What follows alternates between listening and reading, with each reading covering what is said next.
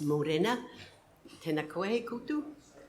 Good morning. Welcome to the Unitarian Church. My name is Barbara Thomborson, and I'm your service leader for today.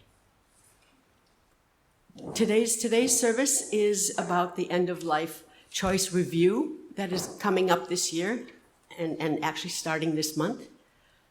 And it's brought to you, just like Sesame Street, it's brought to you by our first four principles. The first principle being the inherent worth and dignity of every person. Second principle, justice, equity, and compassion in human relations. Principle 3, acceptance of one another and encouragement to spiritual growth in our congregations. And spiritual 4, a free and responsible search for truth and meaning.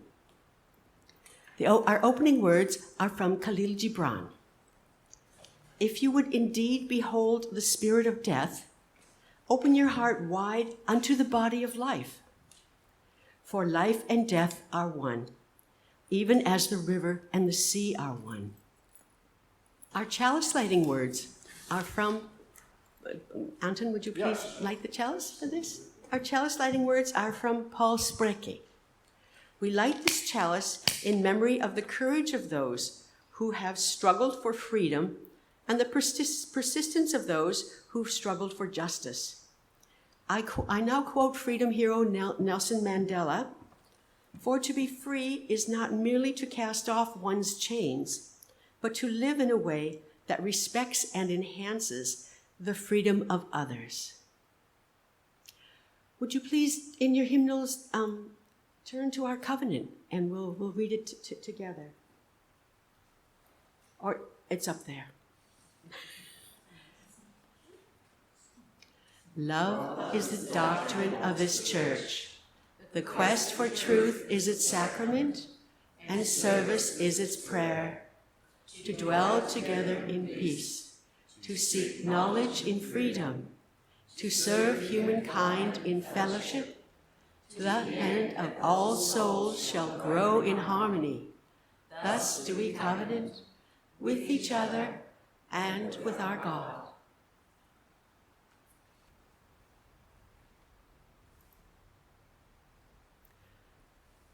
I'm introducing our guest speaker now, Mary Panko.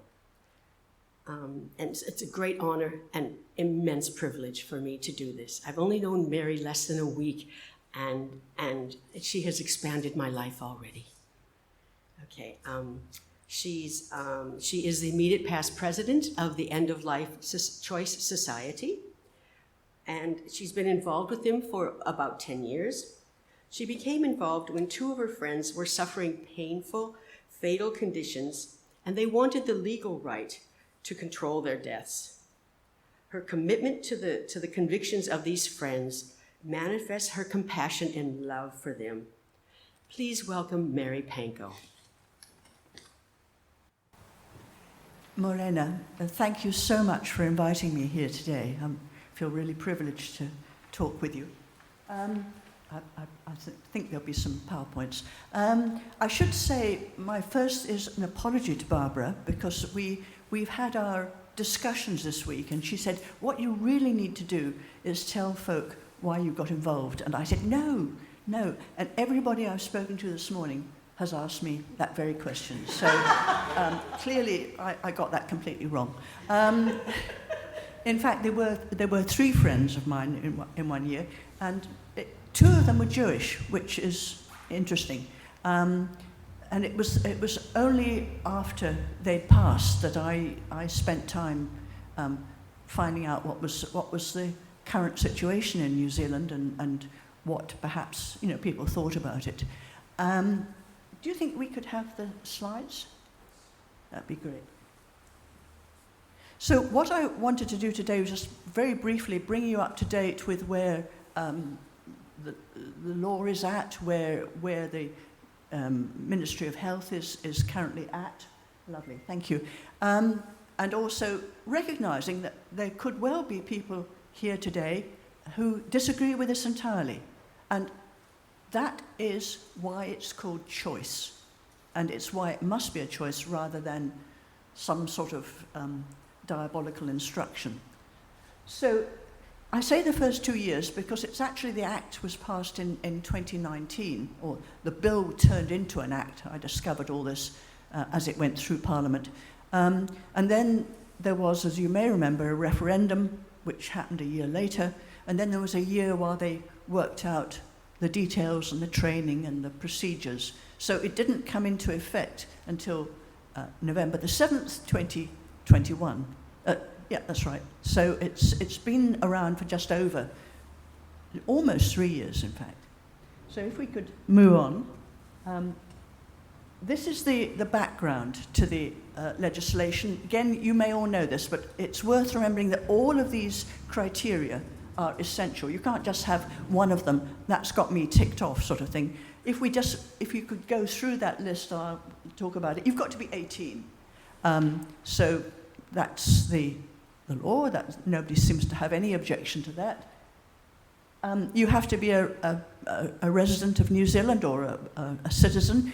I have known a couple of examples of people who were surprised to find they weren't resident, but that's strange after living here for many years, but that's been the case, but that's fine.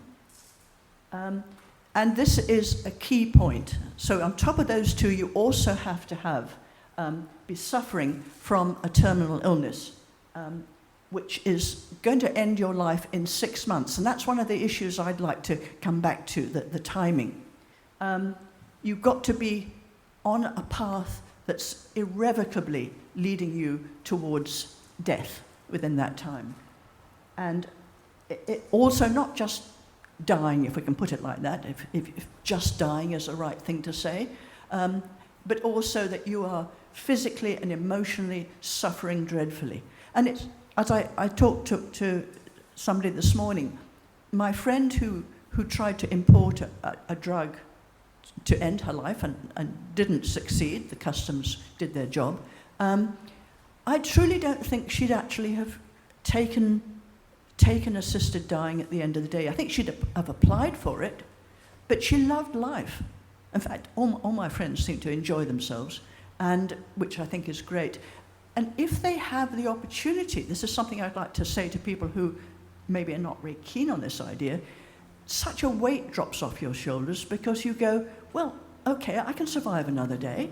I can enjoy the sunrise. I can play with my dog or whatever your home life is like. I'm afraid that's the sum of my home life. But in order to do this, you've then got to say right at the end, I've actually had enough and I want to go. So you must know that you're competent enough to do this. So losing your sense of awareness, your capacity to think, is quite a danger to some people who are maybe suffering from cancer, so unwell that they're being given heaps of medication to take away the pain, which is good, but it also can involve them losing consciousness. And a couple of people I know have either lost consciousness and been unable to say yes at the last minute or nod their head, or else they've simply died before the opportunity to have assisted dying came along. Can we move on? Now, this is the data that the Ministry of Health have produced. So I've just copied it from a number of their different websites. It's a wee bit tricky to follow because they keep changing the dates. Here's the first 12 months, here's the next 3 months, and so on. So if we can look at some of that data, this is the key bit. Almost 2,000. You're going to help me, are you? Thank you very much. I'm not good at this. Almost 2,000 people have applied for assisted dying, and less than half, a third or whatever, have received it. Now, that's a changing figure, because if you were to look at how many people had applied in the last couple of months, some people would have applied and received it and done it. Some people would have applied and postponed it for 6 months or whatever, which is their absolute right to do so. So that it's a sort of ongoing situation. Everybody else, so the other 1,000 or so people, either changed their mind or died beforehand. or else they didn't meet the eligibility criteria and were turned down. So if we can look at the next line, it means that just under 1% of all deaths in New Zealand since the Act came into being have used the assisted dying legislation, which is, I think, it's a very low number, but it's a good, robust number, if you like. It's there for people, as long as people know that it does exist. Thank you. Just a point to make here.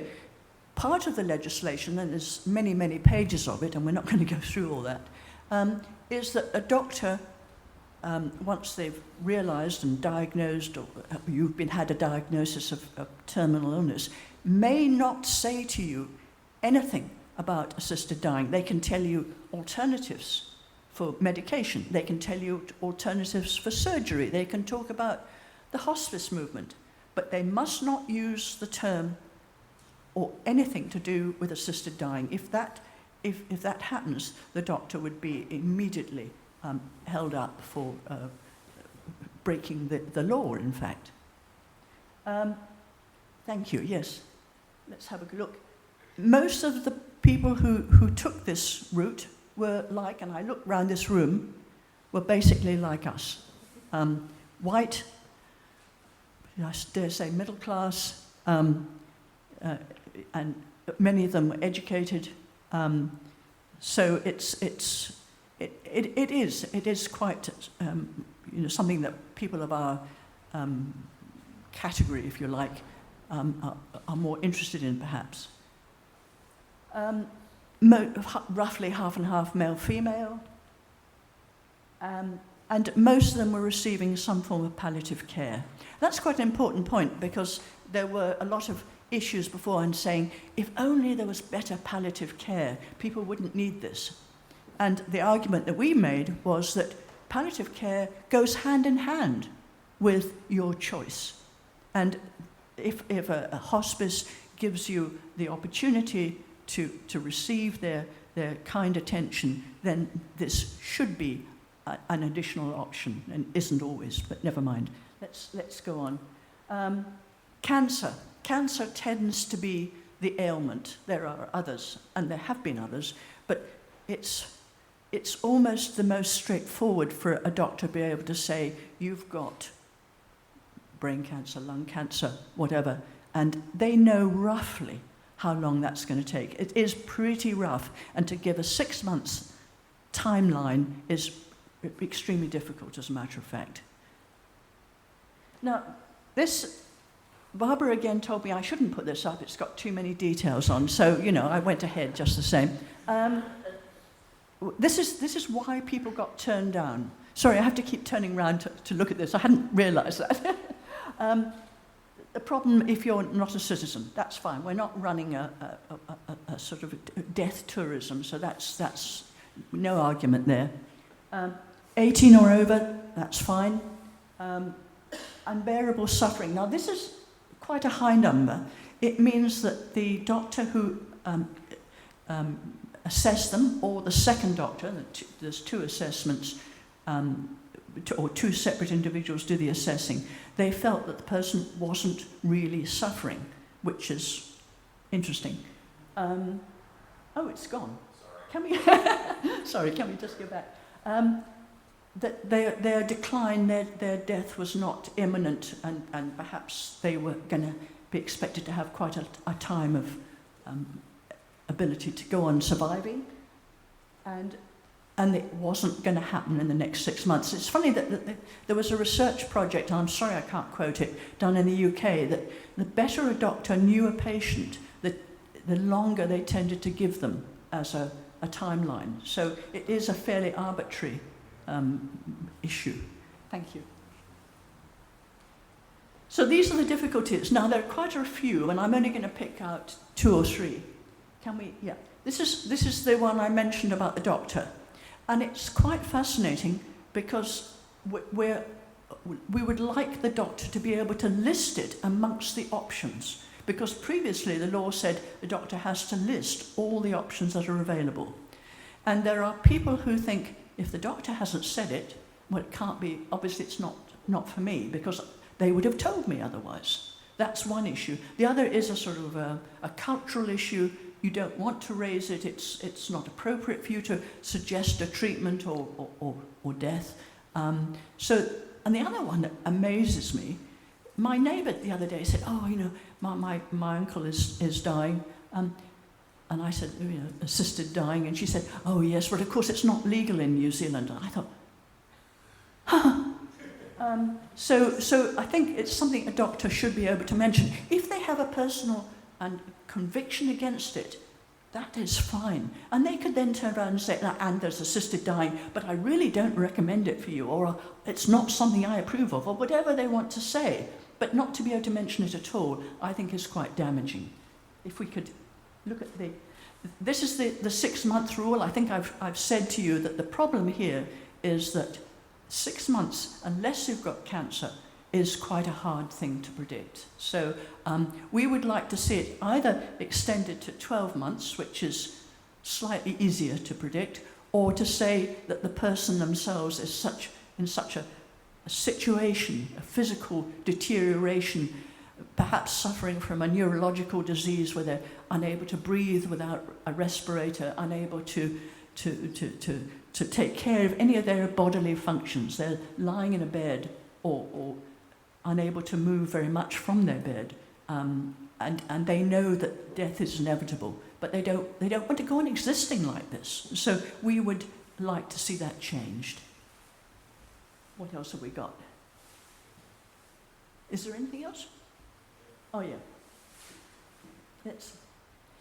If you could just click these up, that would be nice. Oops, go back one. Thank you. This is on the Ministry of Health own assessment of the way it's gone for the last 2.5 years. No breaches of the law. No evidence of coercion. This was part of the issue that was raised continuously, that your niece is going to come along and say, come on, auntie, why don't you just die and then I can get hold of your house, or something like this. It's not been happening. And they are trained, the nurses who are involved, the doctors, are looking for this in particular. And the other one was the vulnerable people. And I find that really weird. I know I'm running out of time, so I'm not going to go on too long. But vulnerable is really perhaps another word for sort of disabled in some way, if I can use the term. And some people were worried that somebody who was living a life would be encouraged to give it up because they don't have the ability that other people have. This is not the case, and nobody who's got, say, our IT guy that worked for End of Life Choice, he's got cerebral palsy. He's had it, obviously, a lifetime, and he's become increasingly disabled, but he feels able to help us and not in any way feel there's any pressure. So there is no issue about people who are in that sort of so-called vulnerable situation. So what I'd like to ask you to do, and this is at the end, is make a submission. And I think Barbara's put it on the sheet of paper that's lying around. But if you happen to think about this, you've got until the 26th of September, not August, September. Even if you oppose it, put in a submission, put in what you think should be changed. The couple of examples I've given you there are things which I would like to see changed. There are some things which are being proposed I'm not so keen on. I've talked about the issue of dementia and Alzheimer's. I feel conflicted about this. My partner has Alzheimer's, and I can't go there. But look at it yourself. Look at the main clauses. See what you'd like to change for one way or the other, and please do think of making impact that you can do. Put in a submission. Thank you very much.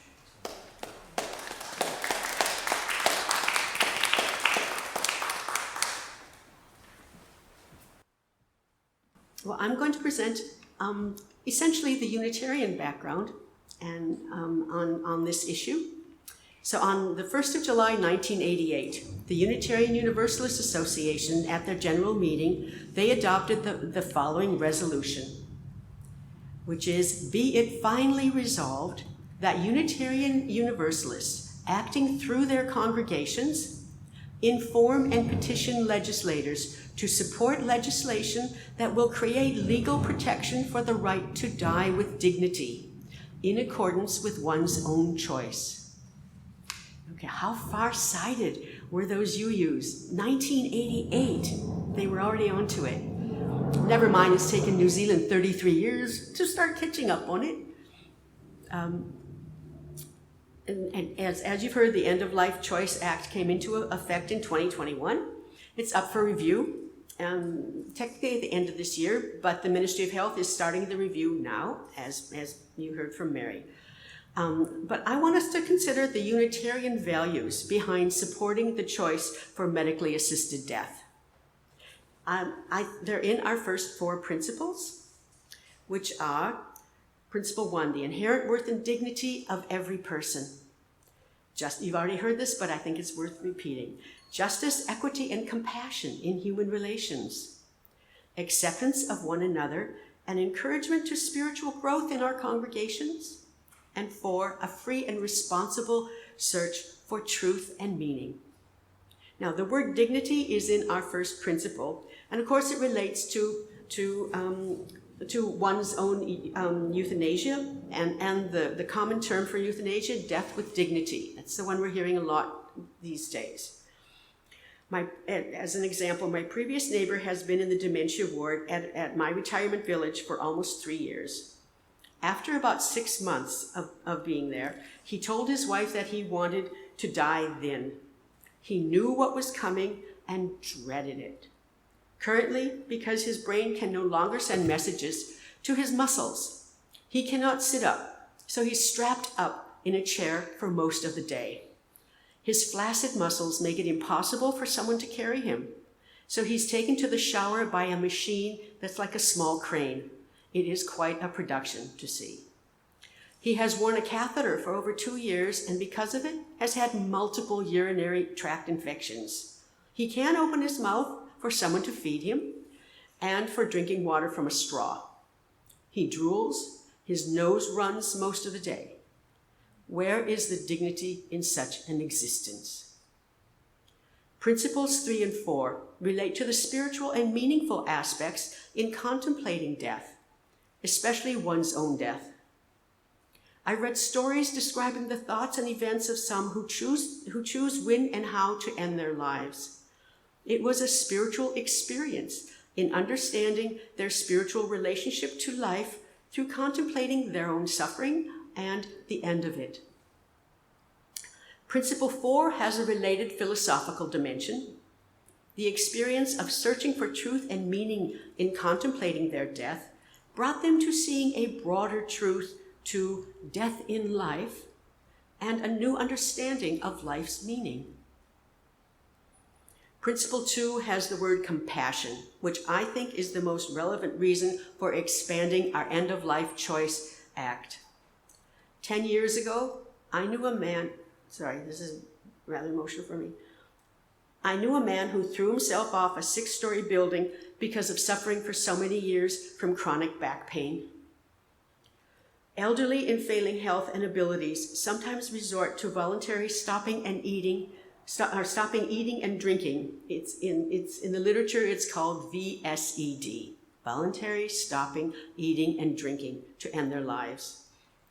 I live in a retirement village, as you've heard, and I have met people, all in their 80s or 90s, who wish their lives were over yesterday. Some had tears just speaking about their agony. Their anguish was palpable. They'd had enough. One spoke of her despair at waking every morning and ruing that she was still alive. If your pet had dementia or an extremely low quality of life, would you prolong their suffering by refusing euthanasia? I really think that's the basis of this issue here. At least, euthanasia for your pet is legal. Why can't they grant it to us humans as well? Wouldn't that be humane?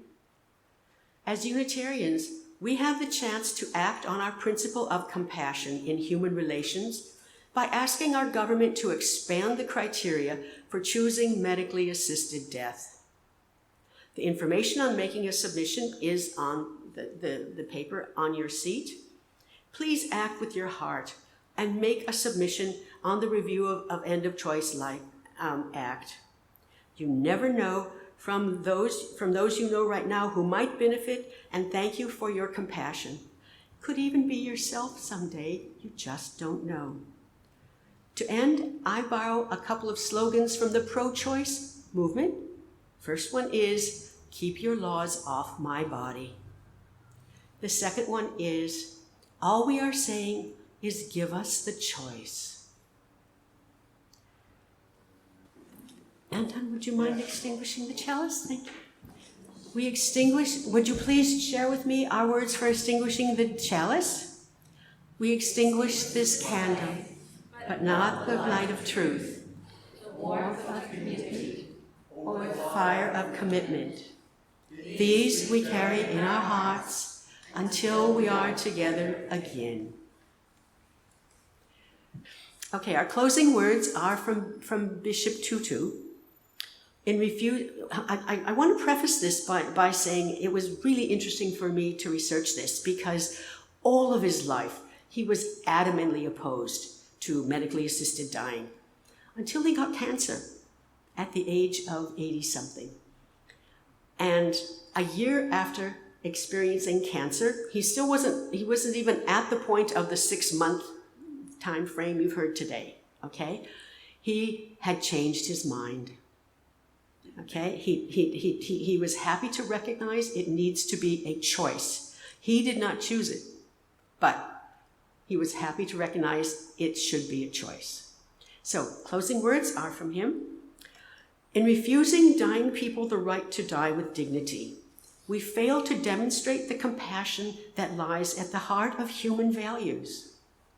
Let us pray that politicians, lawmakers, and religious leaders have the courage to support the choices that terminally ill citizens make in departing Mother Earth. The time to act is now. So, discussion questions. If you'd like to break up into small groups, and you might want to pick up this piece of paper because they help relate to these discussion questions.